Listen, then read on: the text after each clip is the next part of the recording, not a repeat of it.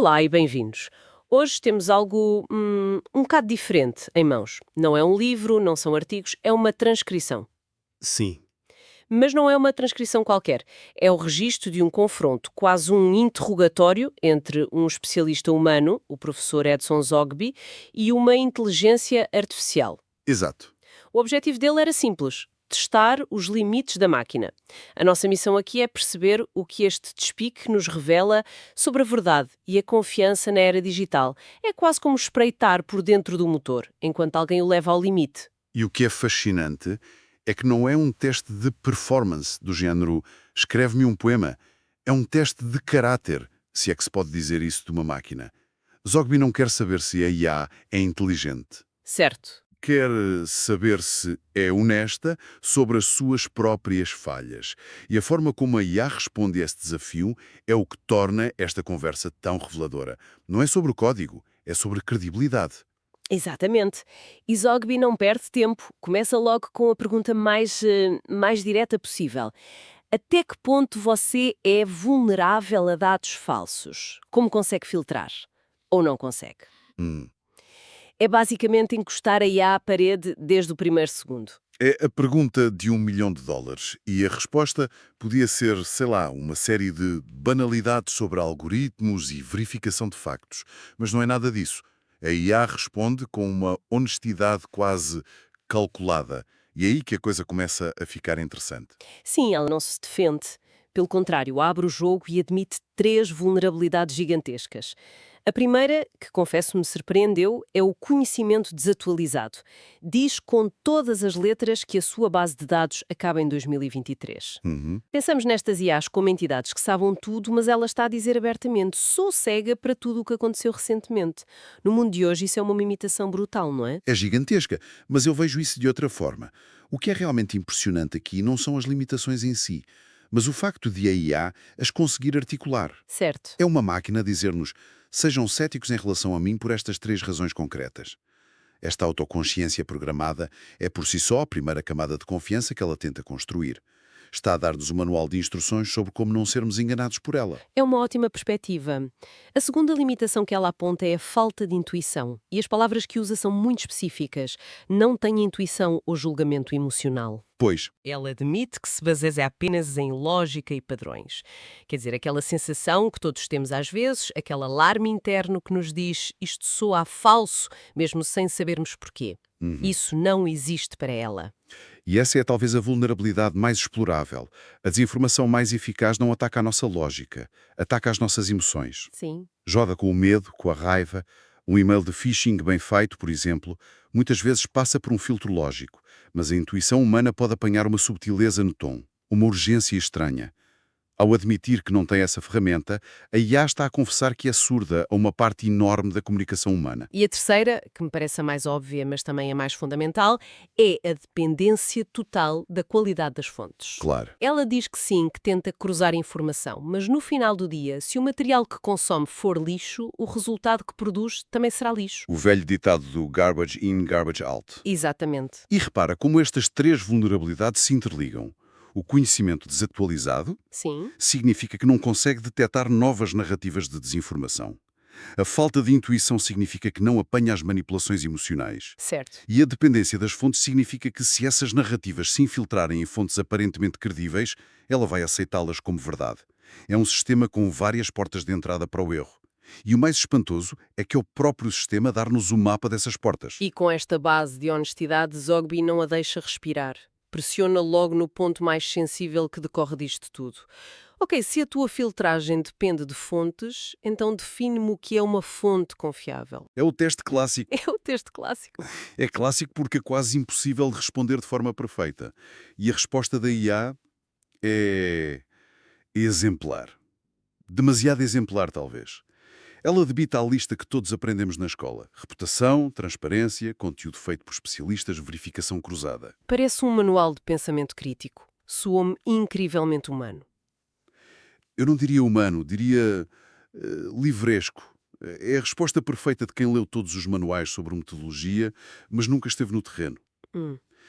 A tentar perceber se uma fonte está a manipular subtilmente os factos. A verdadeira questão não é se ela conhece os critérios, mas se consegue aplicá-los em cenários ambíguos. Pois, O que faz quando duas fontes confiáveis se contradizem de forma absoluta? é uma boa questão.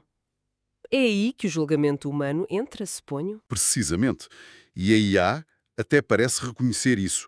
Depois de apresentar a sua lista perfeita, acrescenta uma ressalva que é a chave de tudo. Nenhuma fonte é infalível. Sim, essa parte é crucial. É a máquina a dizer que, no fim da linha, avaliar informação não é só marcar caixas numa checklist. É um ato de síntese, de julgamento.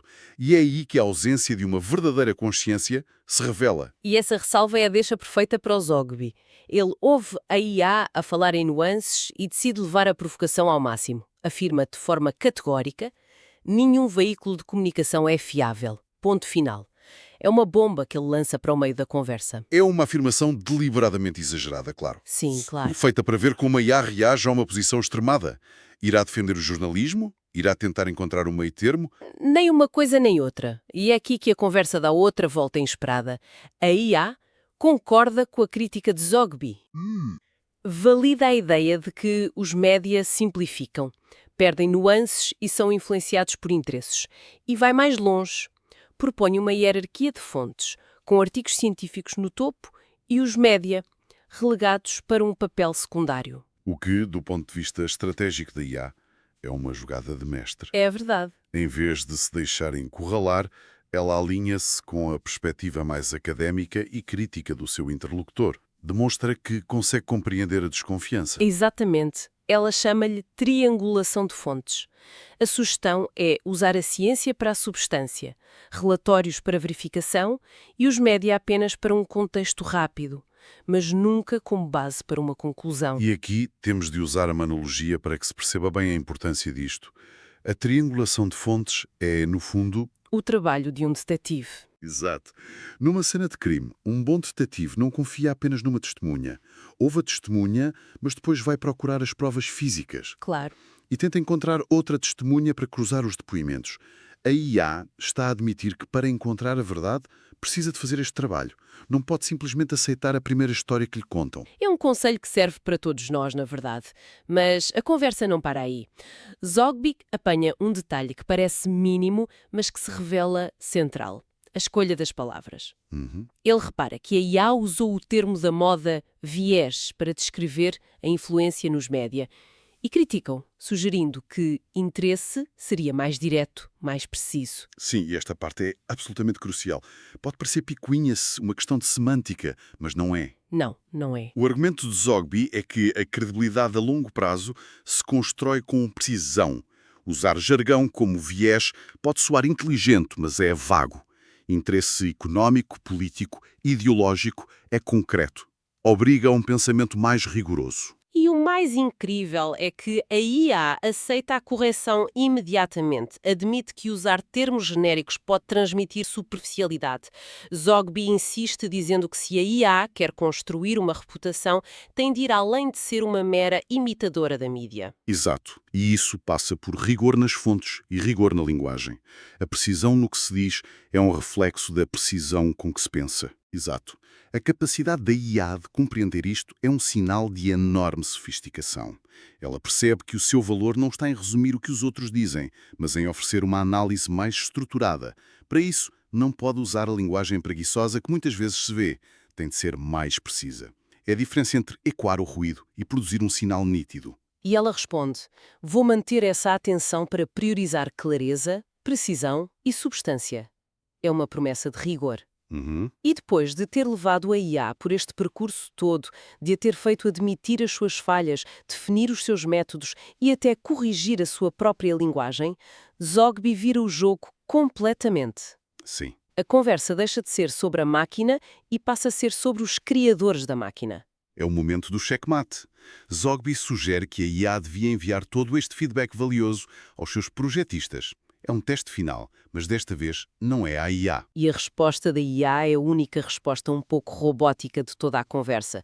Diz que não tem uma linha direta, que o feedback tem de ser dado através dos canais oficiais. Pois. É a resposta corporativa padrão. Uma resposta que qualquer um de nós já recebeu de uma grande empresa.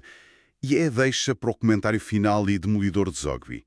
Ele diz, e cito, Empresas gigantes costumam emborrecer e ficam herméticas, impermeáveis. Com esta frase, a conversa inteira muda de significado. O problema já não é se a IA consegue aprender o diálogo, e provou que sim. Claro. A grande questão passa a ser se a organização humana por trás da tecnologia tem a mesma capacidade de ouvir e de evoluir. É uma crítica brutal, não à tecnologia, mas à cultura corporativa que a gera.